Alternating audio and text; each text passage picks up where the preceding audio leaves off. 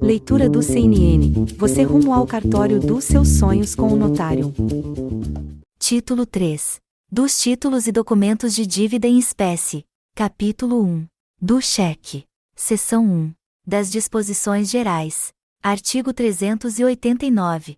O cheque poderá ser protestado no lugar do pagamento, ou no domicílio do emitente, e deverá conter a prova da apresentação ao banco sacado e o motivo da recusa de pagamento, salvo se o protesto tiver por finalidade instruir medidas contra o estabelecimento de crédito. Artigo 390. É vedado o protesto de cheques devolvidos pelo banco sacado por motivo de furto, roubo ou extravio de folhas ou talonários, ou por fraude, nos casos dos motivos números 20, 25, 28, 30 e 35, da Resolução 1682, de 31 de janeiro de 1990, da Circular 2313, de 26 de maio de 1993, da Circular 3050, de 2 de agosto de 2001, e da Circular 3535, de 16 de maio de 2011, do Banco Central do Brasil, desde que os títulos não tenham circulado por meio de endosso, nem estejam garantidos por aval. Parágrafo 1º. A pessoa que figurar como emitente de cheque referido no caput deste artigo, já protestado,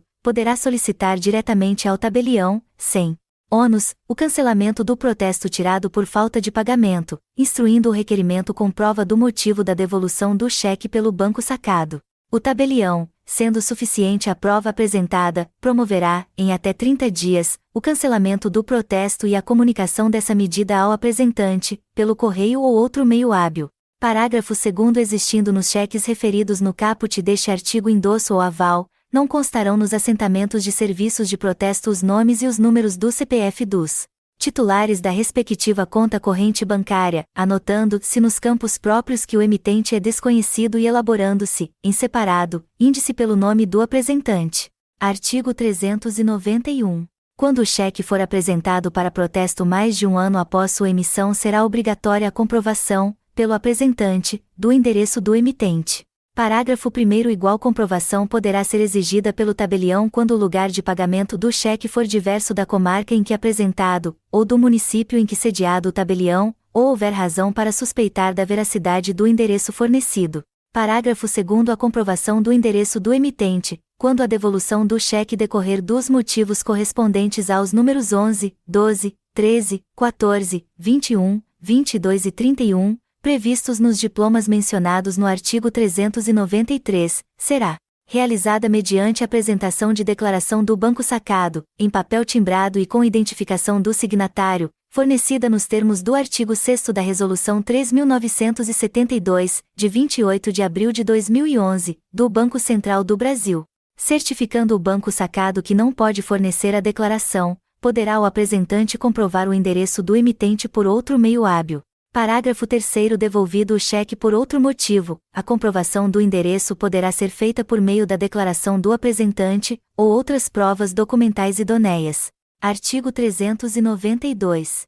Na hipótese prevista de apresentação, para protesto, de cheque emitido há mais de um ano, o apresentante de título para protesto preencherá formulário de apresentação, a ser arquivado na serventia, em que informará, sob sua responsabilidade, as características essenciais do título e os dados do devedor. Parágrafo 1º. O formulário será assinado pelo apresentante ou seu representante legal, se for pessoa jurídica, ou, se não comparecer, pela pessoa que exibir o título ou documento de dívida para ser protocolizado, devendo constar os nomes completos de ambos, os números de suas cédulas de identidade, de seus endereços e telefones. Parágrafo 2º. Para a recepção do título será conferida a cédula de identidade do apresentante, visando a apuração de sua correspondência com os dados lançados no formulário de apresentação. Parágrafo 3º. Sendo o título exibido para recepção por pessoa distinta do apresentante ou de seu representante legal, além de conferida sua cédula de identidade, será o formulário de apresentação instruído com cópia da cédula de identidade do apresentante, ou de seu representante legal se for pessoa jurídica, a ser arquivada na serventia.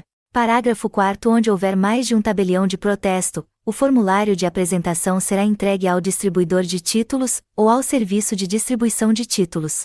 Parágrafo 5º. O formulário poderá ser preenchido em duas vias, uma para arquivamento e outra para servir como recibo a ser entregue ao apresentante, e poderá conter Outras informações conforme dispuser norma da Corregedoria Geral da Justiça, CGJ, ou do juiz corregedor permanente ou juiz competente na forma da organização local. Artigo 393.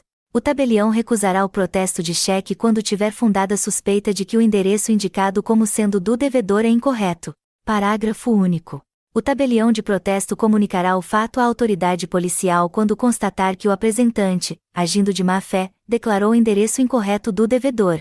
Artigo 394.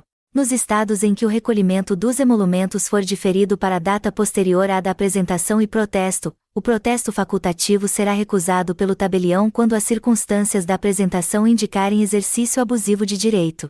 Entre outras, para tal finalidade, o tabelião verificará as seguintes hipóteses. Inciso 1.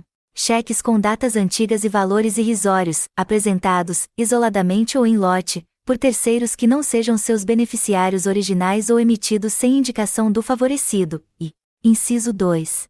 Indicação de endereço onde o emitente não residir, feita de modo a inviabilizar a intimação pessoal.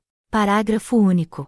Para apuração da legitimidade da pretensão, o tabelião poderá exigir, de forma escrita e fundamentada, que o apresentante preste esclarecimento sobre os motivos que justificam protesto, assim como apresente provas complementares do endereço do emitente, arquivando na serventia a declaração e os documentos comprobatórios que lhe forem apresentados.